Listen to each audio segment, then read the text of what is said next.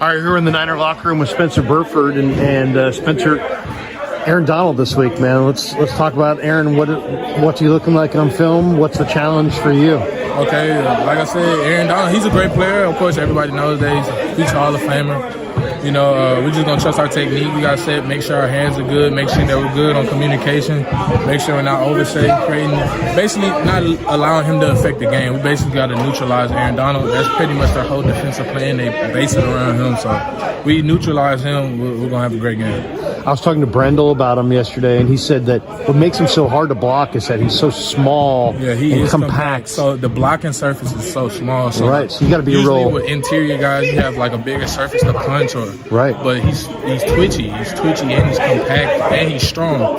So you just combine all of those together and you're trying to throw your hands. You know, sometimes you might get a little high. Sometimes you may be low. And he's twitchy, so he can be able to take that blocking surface. So you basically got to be almost perfect down here on the punch. So that's going to be the big thing right there, just landing your hands, making sure that you keep him where he is outside, make him run up the pocket, that type of thing. How would you think you did for week one, and how did you think the entire O-line did? I feel like the entire O-line did a pretty good job, especially we run the ball very well.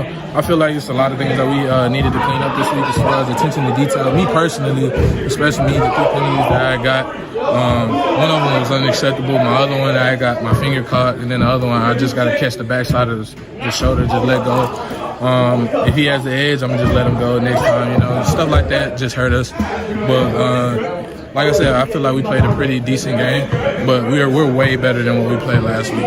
Brunskill last year shared right guard with you. How did that help you last year?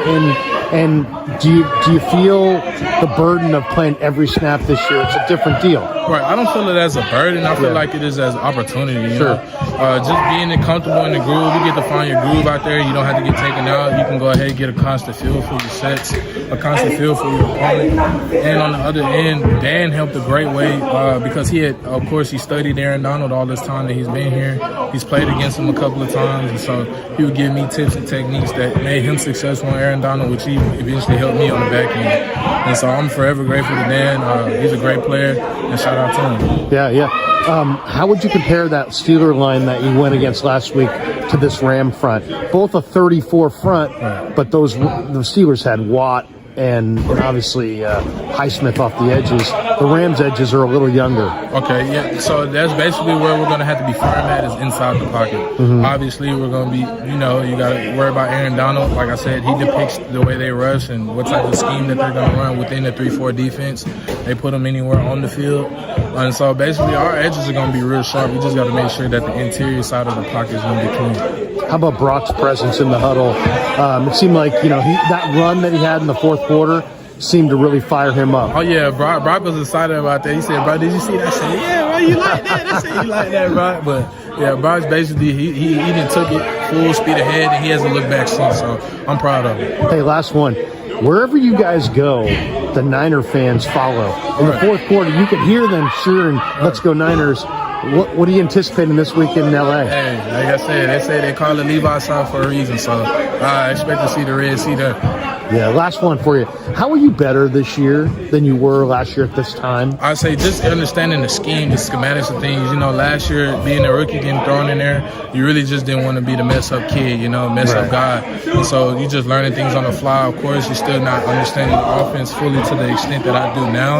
I mean, there's still things that I'm learning now within the offense that'll set me up on the back end, but it's just been a learning curve the whole way down. And I feel like I'm starting to understand it more, so it helps me fit certain blocks and do certain techniques a lot better, which eventually helps everybody in the long run. And I'm, like I said, I'm going to just keep learning and keep growing from it. Hey, good luck Sunday, man. Thanks for your time. Yes, sir. Thank you, man. Appreciate that.